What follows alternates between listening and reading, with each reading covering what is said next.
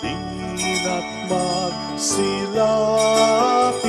sa Diyos ng pag-ibig, at sa Kanya ay sumamba sa Diyos nating Ama. Gawain iwanan at ating samahan ang Diyos ng buhay, Diyos nating gabay. Halina't magsilapit sa Diyos ng pag-ibig, at sa Kanya ay sumamba sa Diyos nating Ama. In the name of the Father, and of the Son, and of the Holy Spirit. Amen. The grace and peace of our Lord Jesus Christ, the love of God, and the fellowship of the Holy Spirit be with you all. And with your spirit. To prepare ourselves to celebrate the sacred mysteries, let us first call to mind our sins and ask the Lord for pardon and mercy. We humbly say, I confess to Almighty God And to you, my brothers and sisters, that I have greatly sinned in my thoughts and in my words, in what I have done and in what I have failed to do. Through my fault, through my most grievous fault. Therefore I ask the Blessed Mary, ever Virgin, all the angels and saints, and you, my brothers and sisters, to pray for me to the Lord our God. May Almighty God have mercy on us, forgive us our sins, and bring us all to life everlasting. Amen. Lord, have mercy. Lord, have mercy. Christ, have mercy. Christ, have mercy. Lord, have mercy. Lord, have mercy. Let us bow our heads and let us pray. We may tell God our own petitions.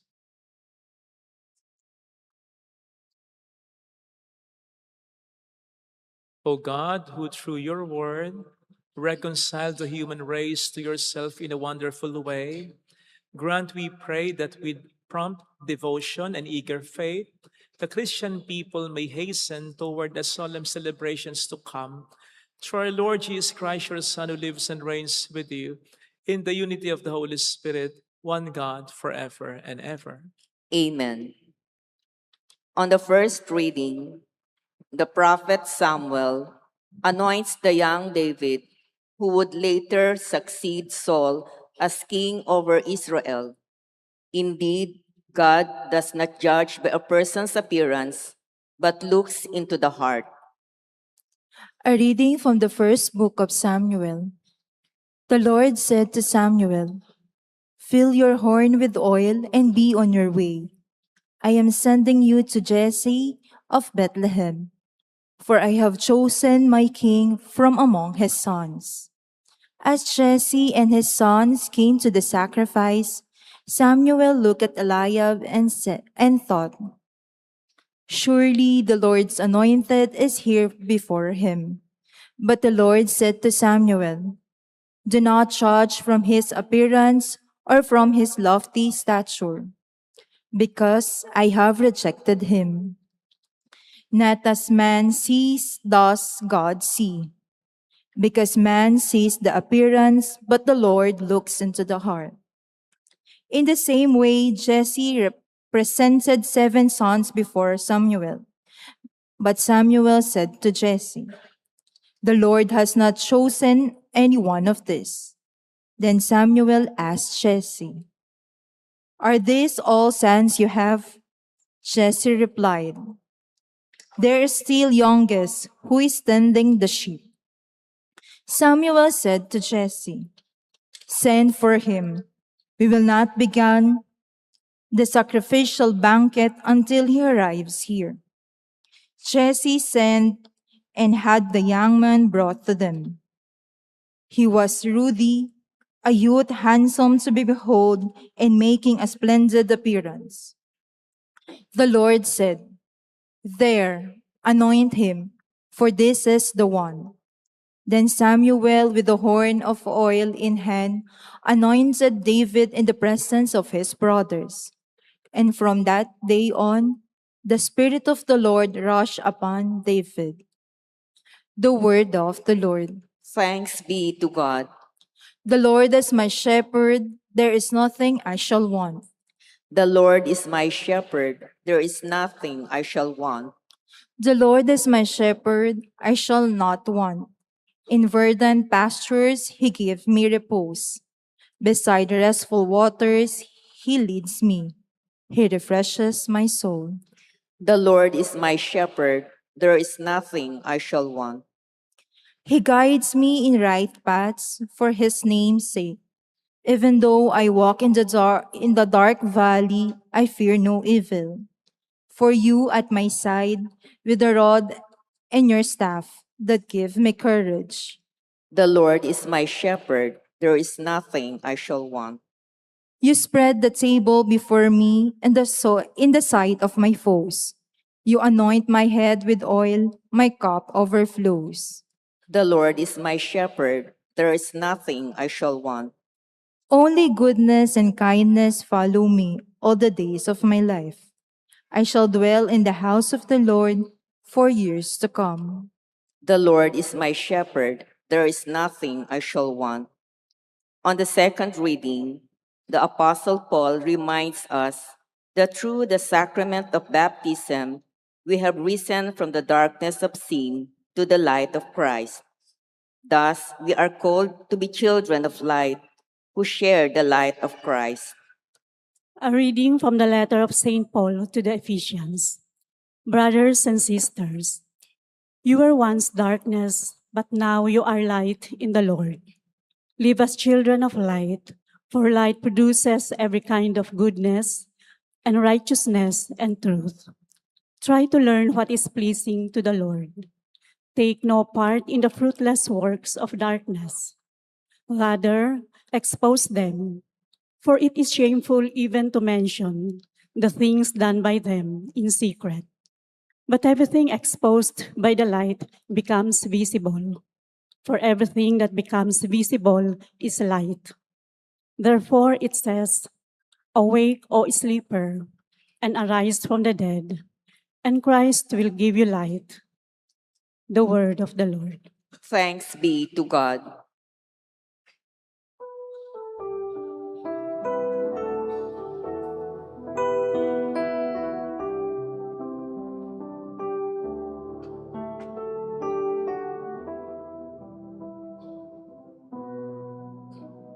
Ang sabi ng pumahal sa daigdig ako'y ilaw, kapag ako ay sinundan, ang dilim ay mapaparam at sa akin mabubuhay. Ang sabi ng pumahal sa daigdig ako'y ilaw, kapag ako ay sinundan, ang dilim ay mapaparam at sa akin mabubuhay.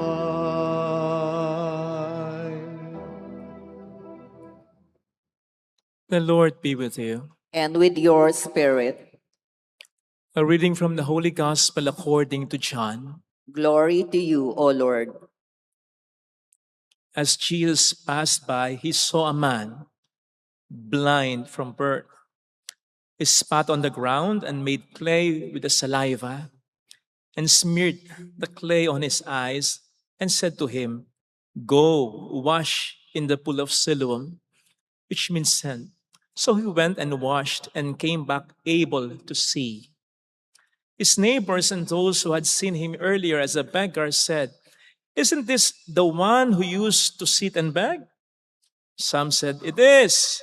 But others said, "No, he just looks like him." He said, I am. They brought the one who was once blind to the Pharisees. Now Jesus had made clay and opened his eyes on the Sabbath. So then the Pharisees also asked him how he was able to see. He said to them, "He put clay on my eyes and I washed, and now I can see." So some of the Pharisees said, "This man is not from God, because he does not keep the Sabbath." But others said, "How can a sinful man do such signs?" And there was a division among them. So they said to the blind man again, "What do you have to say about him, since he opened your eyes?" He said, "He is a prophet."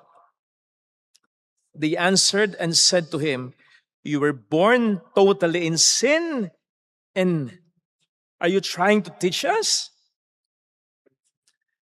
Then they threw him out. When Jesus heard that they had thrown him out, he found him and said, "Do you believe in the Son of Man?" He answered and said, "Who is he, sir, that I may believe in him?" Jesus said to him, "You have seen him, and the one speaking with you is he." He said, "I do believe, Lord." And he worshiped him. Sisters and brothers, the gospel of the Lord. Praise to you, Lord Jesus Christ.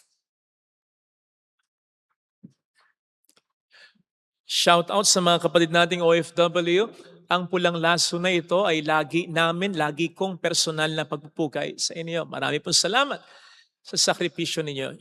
Salamat na rin sa mga nagpapakabuting alagad ng batas, police, navy, sundalo. Salamat po sa inyo. Welcome sa Our Lady of Lasal at Kwasay Parish, kung saan ayos lang pong umiyak.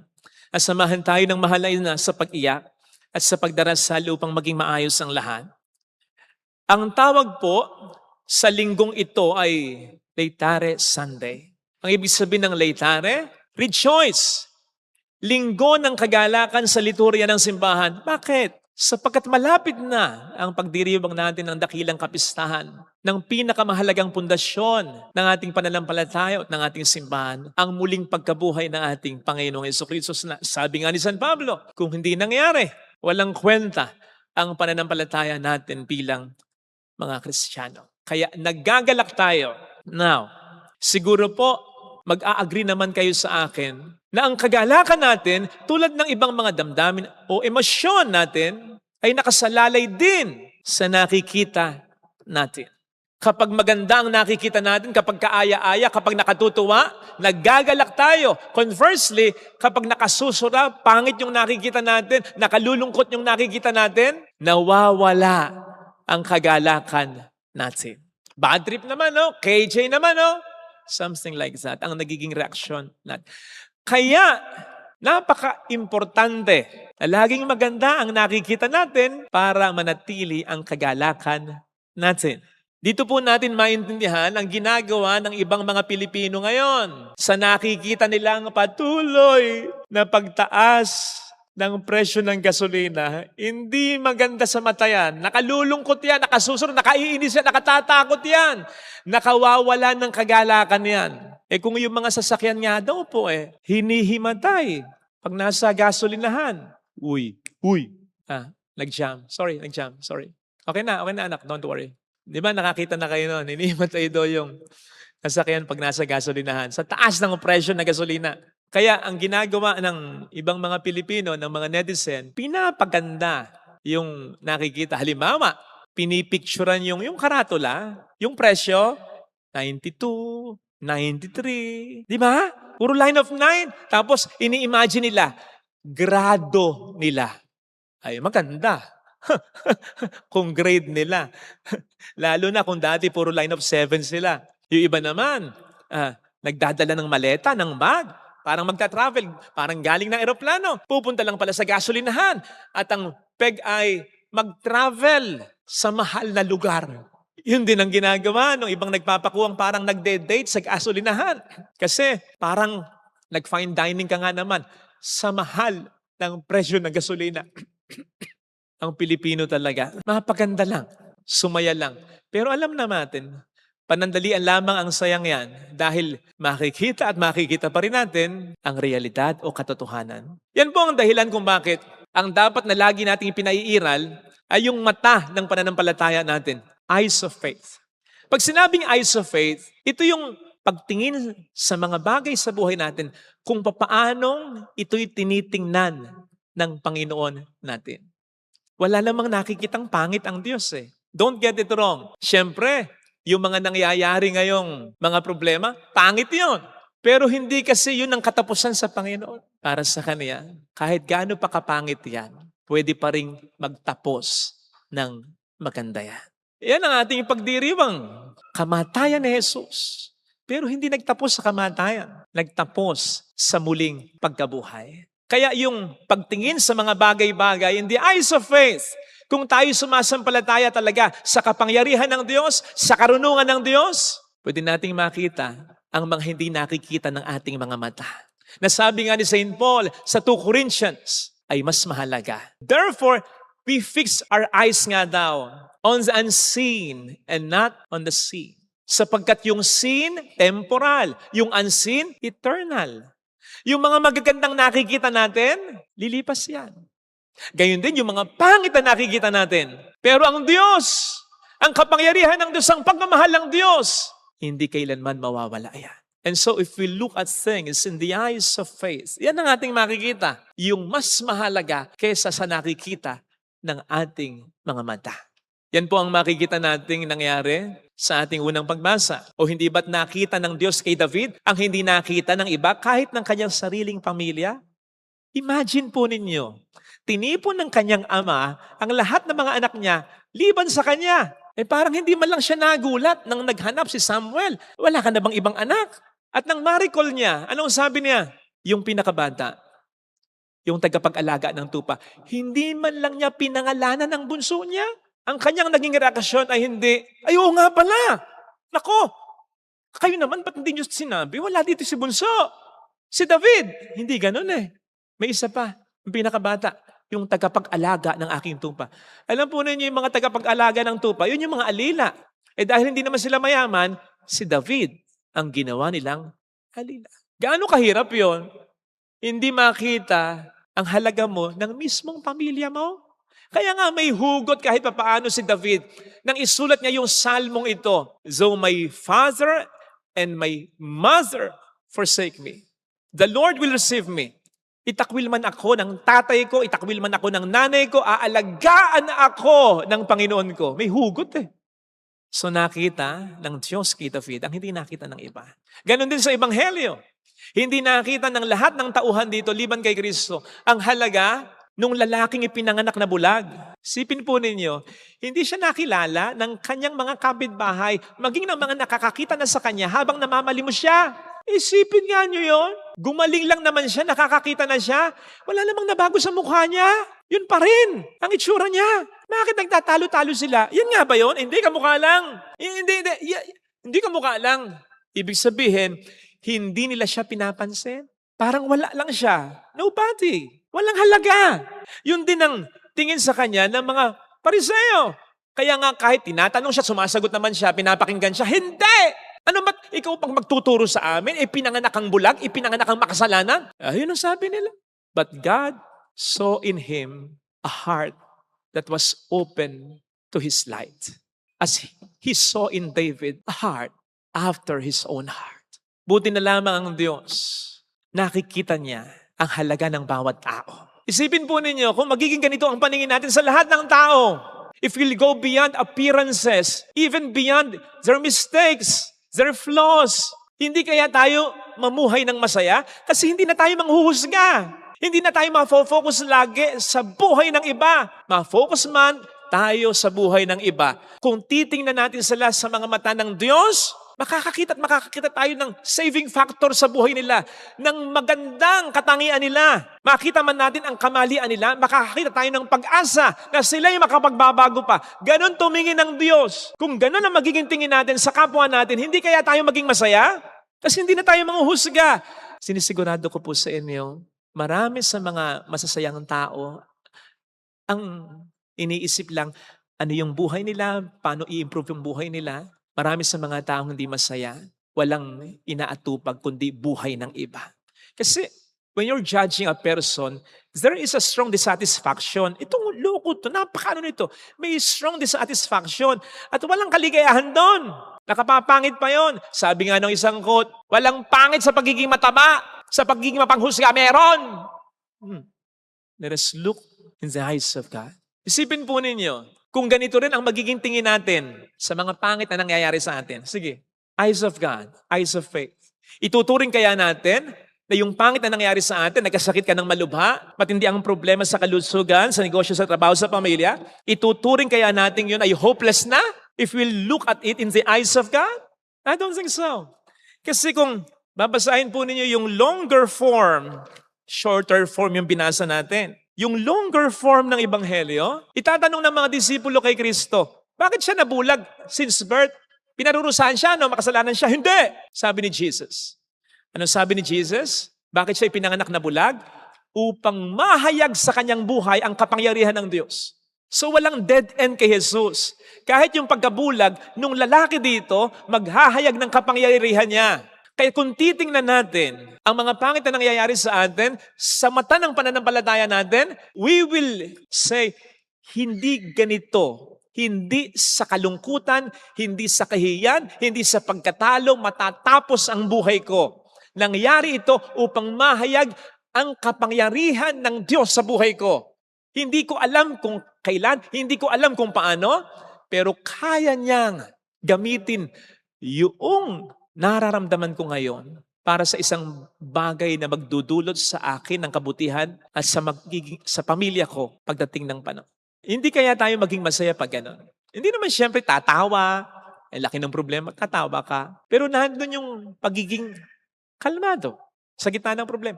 Parang ganito lang, yung mga mahilig sumakay ng roller coaster, yung talagang matitindi yung loop. Ayoko niyan, ayoko. Kahit tawasin mo kung di ako sasakay dyan. Pero kaya yung mga matatapang sa inyo, di ba pagsakay nyo, nandun pa rin yung takot nyo. Kaya nga, Pero, di ba, ano ba, natatakot ka ba o natutuwa?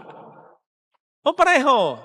Pareho, Father. Kasi kahit natatakot ako, natutuwa ako kasi alam ko safe ako. Yun yung tao na kahit matindi ang problema, tinitingnan ito sa mata ng pananampalataya, kaya to. Kasi wala namang imposible sa Diyos. Makapangyarihan ng Diyos, mas makapangyarihan siya kaysa problema ko. Ganon.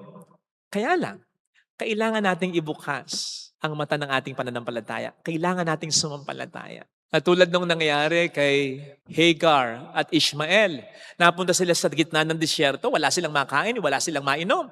Mamamatay sila sa uhaw. Lugmok na lugmok si Hagar. Nagdasal siya. And then God opened her eyes. Nakita niya may balon. O yun, nakainom na sila. Si Elisha at ang sekretary niya, ang servant niya, napaligiran si Elisha at ang sekretary niya ng daan-daang makapangyarihang hukbo with their chariots and horses. Dalawa lang sila, pinaligiran sila ng magkasamang puwersa ng Amerika at Iran at Israel pa. Parang ganun talaga. Walang biro yun. Dalawa lang sila, ha? So pag gising nung sekretary ni Elisha, naku po, bossing, ano gagawin natin? You're dead, patay na tayo. Napakarami, dalawa lang sila. At wala pa silang sandata. Hindi pa sila marunong magdigma. Imagine that. Anong sabi ni Elisha sa kanyang sekretary? Huwag nga mag-alala. Mas malakas ang puwersa dyan nang hindi natin nakikita. Ooh. At pinagdasal ni Elisha ang kanyang sekretary and his eyes were open. Nakita niya, yung mga hukbong nakapaligid sa kanila, napapaligiran din ng doble, ng bilang at malalakas na mga anghel ng kalangitan. Yung dalawang alagad papuntang Emmaus, di ba? Lugmok na lugmok sila. Pero nang ibukas ni Jesus ang mata ng pananampalataya nila, kaya pala ganun ang pakiramdam natin.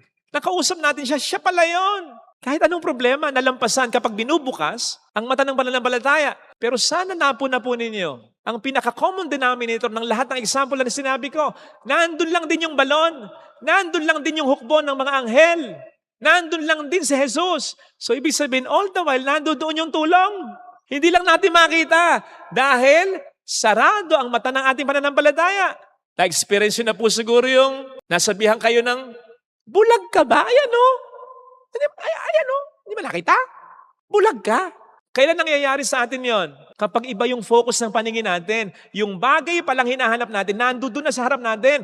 Hindi natin napapansin kasi iba ang focus natin. Yun din ang nangyayari kapag ang focus natin ay problema natin. Hindi natin nakikita ang mga tulong na ibinibigay at ibibigay pa ng Panginoon natin. Puro tayo reklamo. Hindi naman kikilos ang Diyos dahil sa ating reklamo, kikilos ang Diyos dahil sa ating pananampalataya. Kaya kapag may hinahanap tayo na hindi natin nakikita, ano sinasabi sa atin? Puro bibig mo ang ginagamit mo. Gamit mo mata mo. Parang sinasabi rin sa atin ng Panginoon, wag kang puro reklamo. Gamitin mo ang pananampalataya para makita mo ang tulong ko sa iyo. Kapag ganun ang pagtingin natin, I assure you mga kapatid, masusustain ang kagalakan natin. Kasi makikita natin na kahit sa mga pangit na ating makikita, lulutang pa rin ang maganda. Dahil ang Diyos ay hindi magpapapaya talaga. Ito sana ang hilingin nating biyaya sa ating banal na misa. Ilagay natin ang ating kanang kamay sa tapat ng ating puso.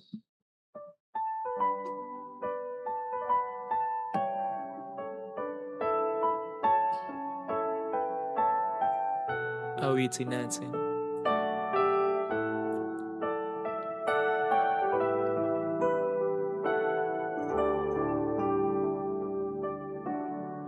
Alam kong may magagawa ang Diyos. Alam kong may magagawa ang Diyos. Alam kong may magagawa Makapangyarihan siya. ang Diyos. Kung ako'y magtatapat, Kung ako'y magtatapat sa Kanya'y maglilingkod, sa Kanya'y maglilingkod, alam kong may magagawa ang Diyos. may magagawa ang Diyos. Alam kong di rin ng Diyos ang samo ko, Alam kong di sapagkat anak niya ako. ng Diyos ang samo ko. Alam kong di rin ng Diyos ang samo ko, Alam kong di ringgit ang Diyos sapagkat alam niya ang pinagdaraanan ko. Kung ako'y magtatapat, Kung ako'y magtatapat sa Kanya'y maglilingkod, sa Kanya'y maglilingkod, alam kong di rin ng Diyos ang samo. di ringgit ang Diyos Pumikit tayo. ang samo ko. Panginoon, ang sabi dito sa gospel reading, when as Jesus, as you pass by and you saw a blind man, nang makita mo, doon na nagsimula ang kagalingan ng tao. Alam ko, nakikita mo ang pinagdaraanan ko, ang kinatatakot ko, ang ikinalulungkot ko. Nakikita mo ang pinagdaraanan ko at hindi mo ko tinitikis. Alam kong may ginagawa ka. Kaya yun ang sasampalatayanan ko. Paiiralin ko ang mata ng pananampalataya ko. Tulungan mo ko, Panginoon, na panindigan ito. Mayroong magandang mangyayari sa iyo.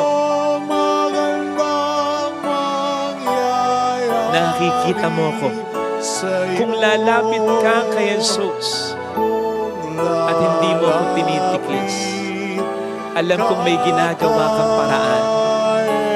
Mayroong magandang mangyayari sa iyo.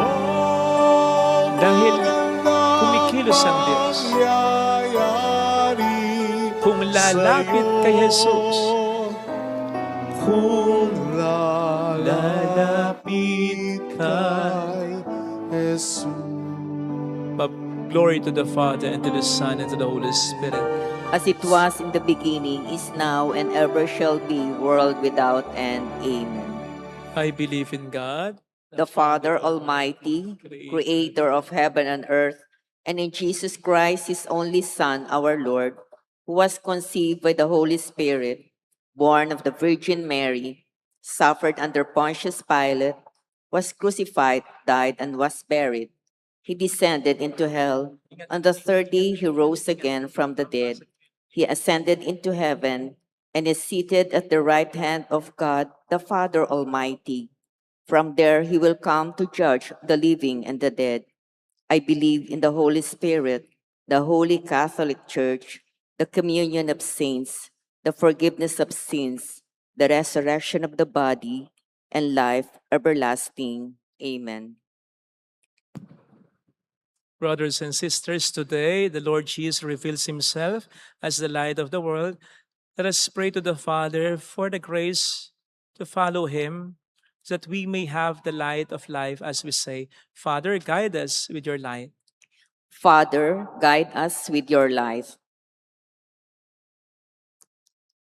May Pope Leo, bishops, priests, deacons, and lay ministers preach and give witness to the gospel, the light that shines in the darkness of sin and unbelief.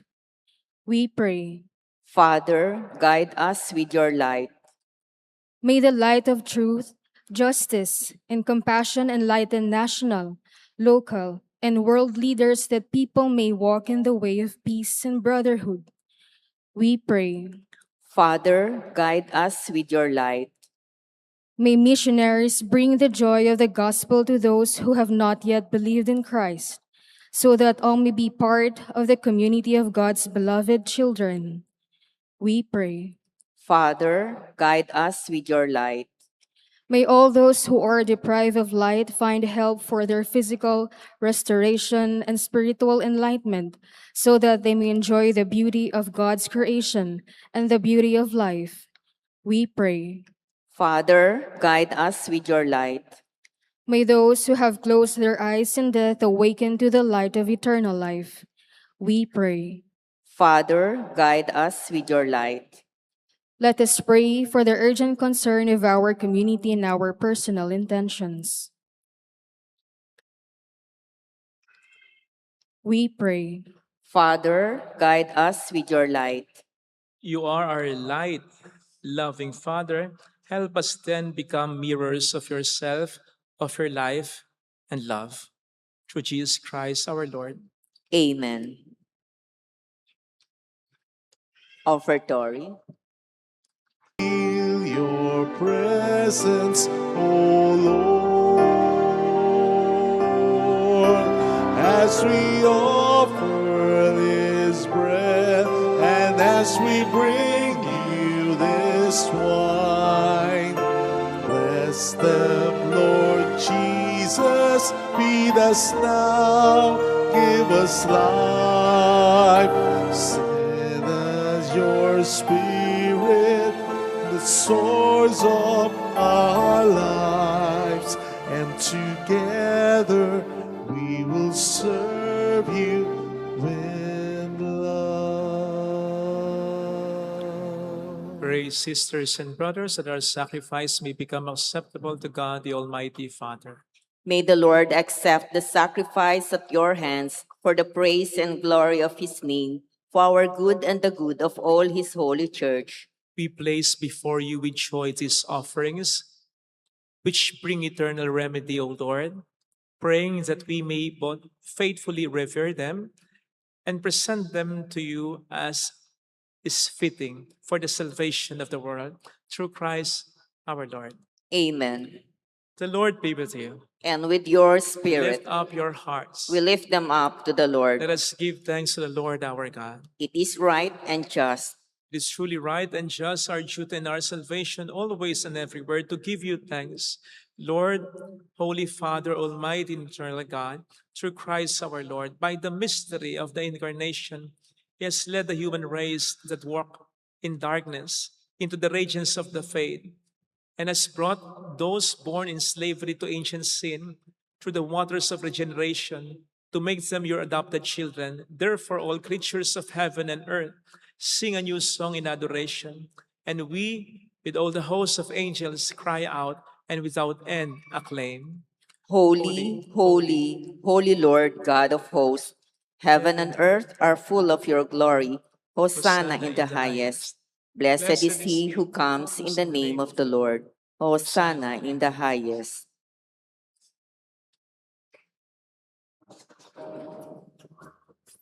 You are indeed holy, O Lord, the fount of all holiness.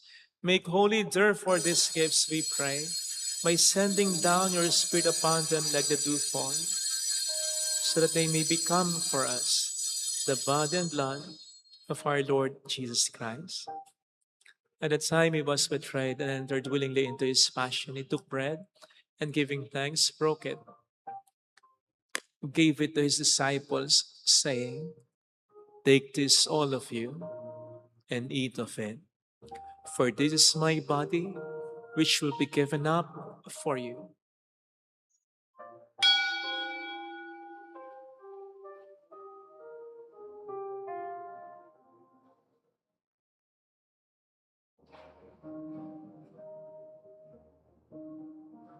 In a similar way, when supper was ended, he took the chalice and once more giving thanks, gave it to his disciples, saying, "Take this, all of you, and drink from it.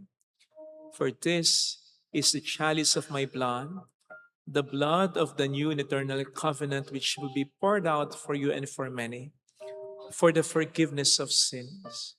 Do this in memory of me."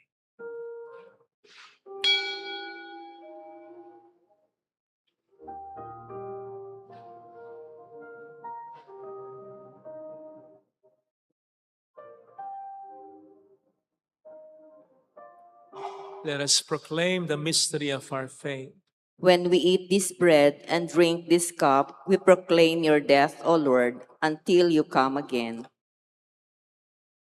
Therefore, as we celebrate the memorial of his death and resurrection, we offer you, Lord, the bread of life and the chalice of salvation, giving thanks that you have held us worthy to be in your presence and minister to you. Humbly we pray that partaking of the body and blood of Christ, we may be gathered into one by the Holy Spirit. Remember, Lord, your church is spread throughout the world and bring her to the fullness of charity together with Leo, our Pope, and Dennis, our Bishop, and all the clergy. Remember also our brothers and sisters who have fallen asleep in the hope of the resurrection and all who have died in your mercy. Welcome them into the light of your face. Have mercy on us all, we pray, that with the Blessed Virgin Mary, Our Lady of Lazaret, Mother of God, Saint Joseph, her most chaste spouse, with all the blessed apostles and saints who have pleased you throughout the ages, we may merit to become co-heirs to eternal life and may praise and glorify you through your Son, Jesus Christ. Sa pamamagitan ni Kristo, kasama niya at sa Kanya, ang lahat ng parangal at papuri ay sa iyo, Diyos Ama, makapangyarihan, kasama ng Espiritu Santo, magpasawalang hanggan.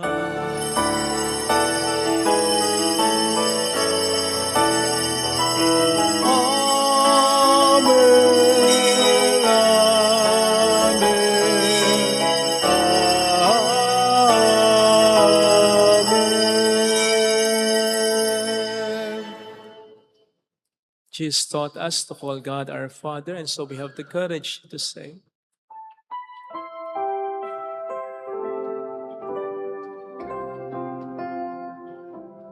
Our Father, who art in heaven, hallowed be thy name. Thy kingdom come, thy will be done, on earth as it is in heaven. Give us this day our daily bread, and forgive us our trespasses, as we forgive those who trespass against us. And lead us not into temptation, but deliver us from evil.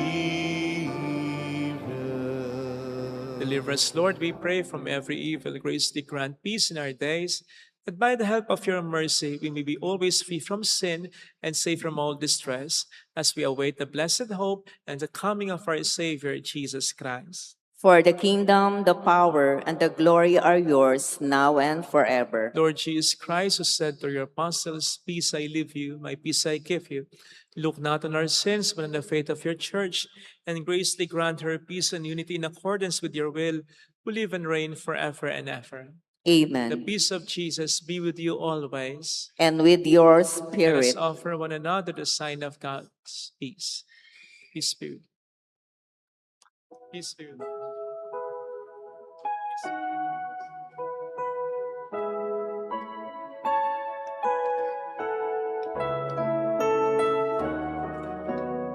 Lamb of God, you take away the sins of the world. Have mercy, have mercy on us.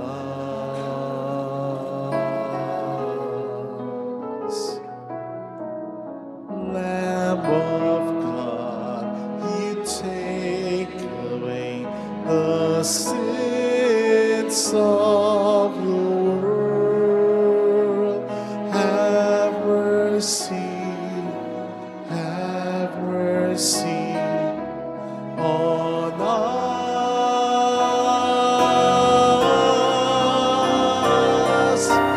Lamb of God, you take away the sins of the world.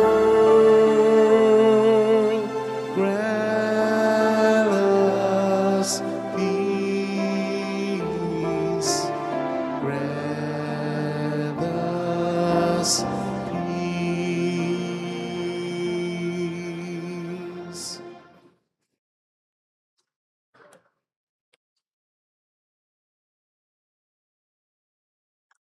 Behold Jesus, the Lamb of God, who takes away the sins of the world. Happy are those invited to receive him. Lord, I am not worthy that you should enter under my roof, but only say the word, and my soul shall be healed.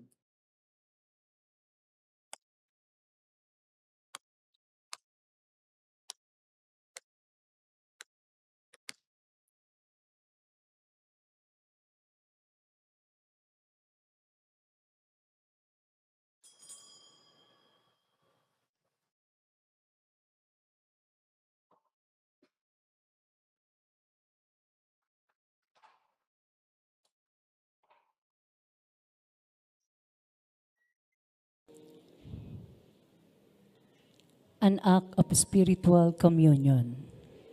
My Jesus, I believe that you are present in the most holy sacrament. I love you above all things, and I desire to receive you into my soul. Since I cannot at this moment receive you sacramentally, come at least spiritually into my heart. I embrace you as if you were already there and unite myself wholly to you. Never permit me to be separated from you. Amen. At sala kalooban tumatagis, dulot ng sakit at hapis, o kay daming katanungan,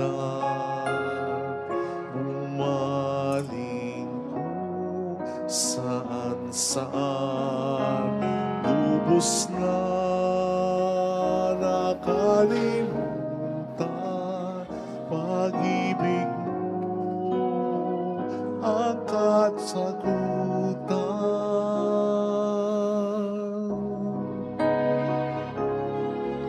Diyos ko, Diyos ko, ang buhay ko ay laan sa'yo. Walang ibang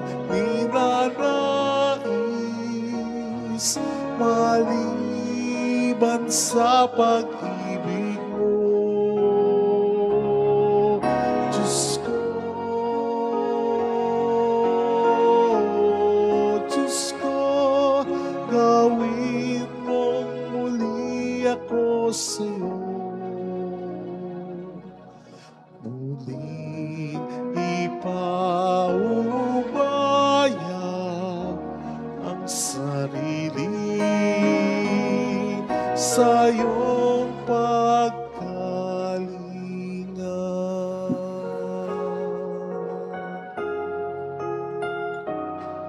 Sa gitna ng kadiliman, ang kamay ko ay iyong tangan. Sa daan ng kaguluhan, tanging ikaw ang takbuhan. Sa sugat ng kasalanan, patuloy kang kagalingan. Sa sandali ng kahinaan, ikaw ang kalakasan.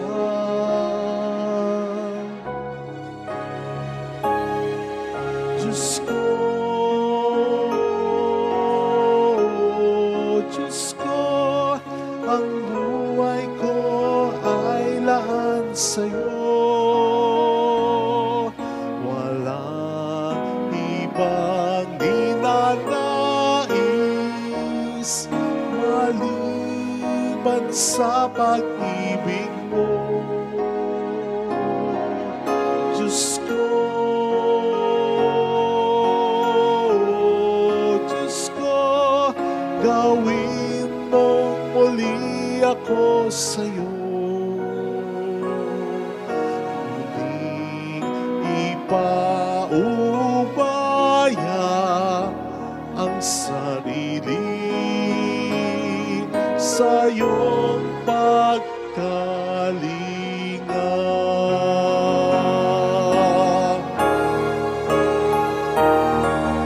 Diyos ko,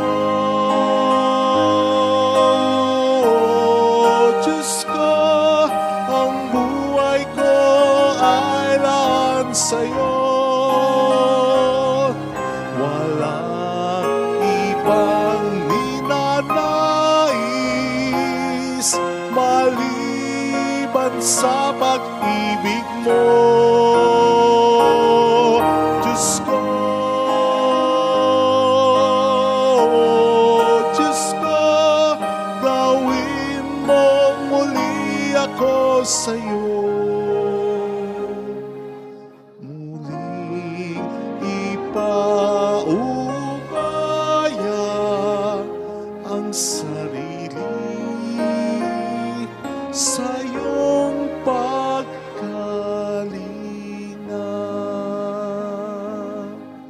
Muling ipaubaya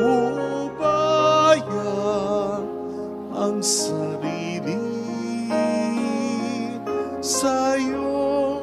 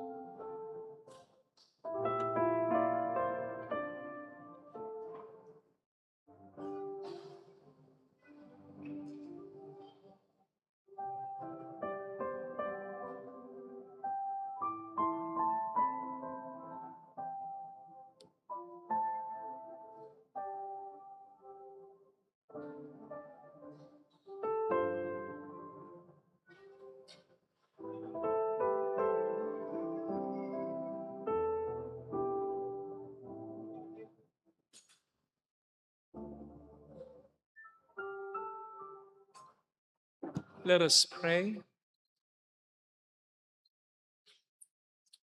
O God, who enlighten everyone who comes into this world, illuminate our hearts, we pray, with the splendor of your grace, that we may always ponder what is worthy and pleasing to your majesty and love you in all sincerity. Through Christ our Lord. Amen. Holy God, Holy Mighty One, Holy Immortal One. Have mercy on us and on the whole world. Holy God, Holy Mighty One, Holy Immortal One. Have mercy on us and on the whole world. Holy God, Holy Mighty One, Holy Immortal One. Have mercy on us and on the whole world. Jesus, King of Mercy, We trust in you. alalahanin. Alalahanin, o mahal na Birhen ng Lasalet, ina ng pag-asa, ikaw ang nagpaalala sa aming magbalik loob sa Ama. Ito ang nagpapatunay na ang kagandahan loob mo'y nanatiling busilak. Sa pag-aaruga mo sa amin, tungkulin mo'y pinupad.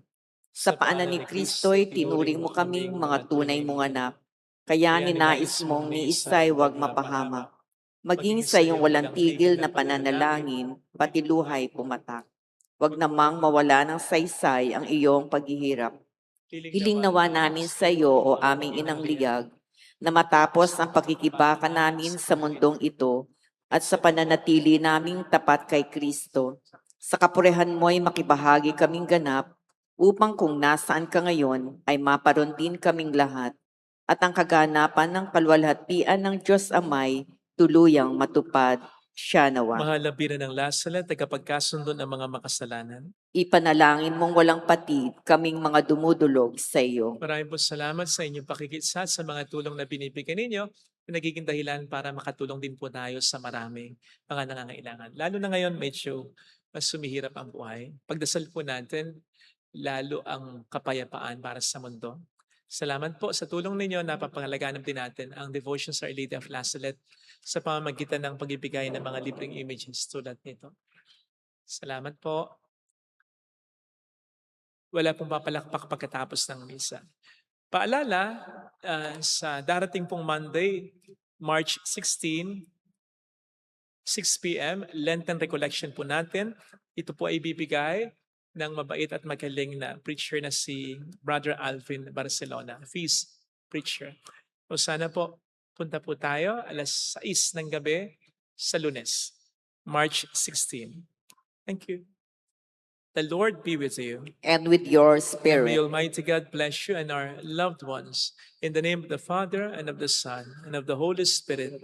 Amen. The Mass is ended. Go in the peace and love of our Lord Jesus Christ. Thanks be to God. Salamat din po.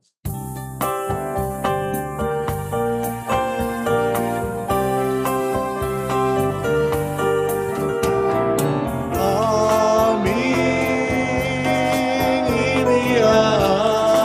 iniaalay ang pag-ibig na walang kapantay.